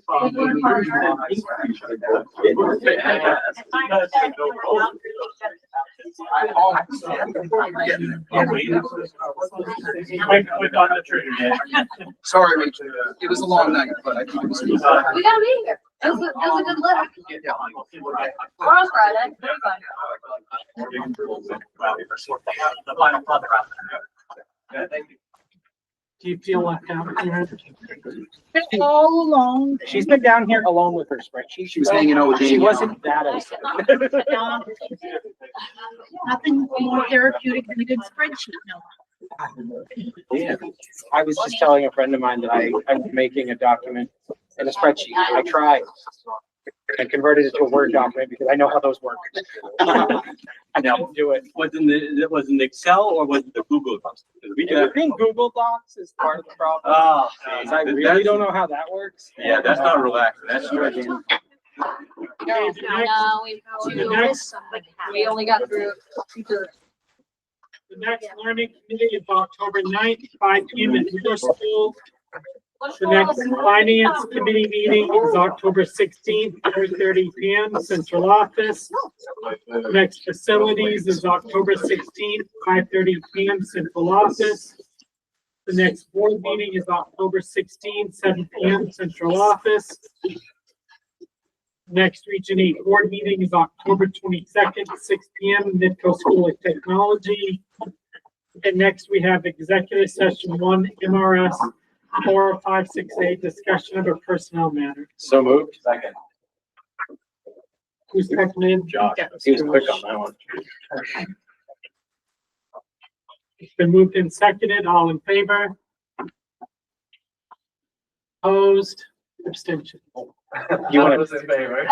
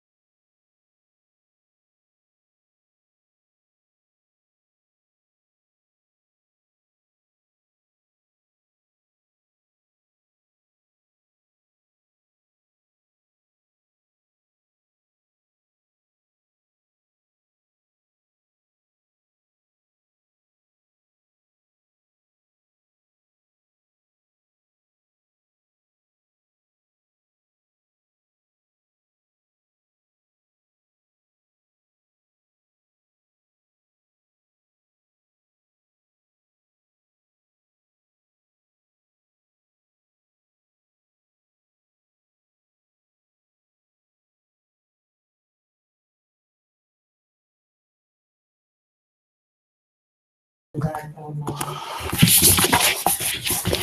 You're good since Karen turned off the owl. Ready? We're back on.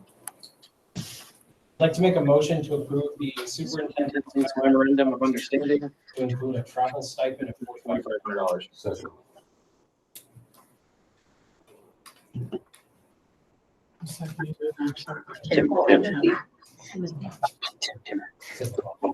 I'm gonna eventually, I'm sorry. Okay, all in favor? Opposed? Abstentions? 8:43, motion. Yeah.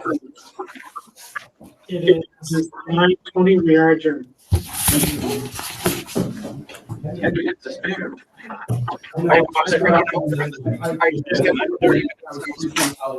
we gonna make it, you know? For the 9:30 rule. Well, I thought it was 9 o'clock, not 9:30.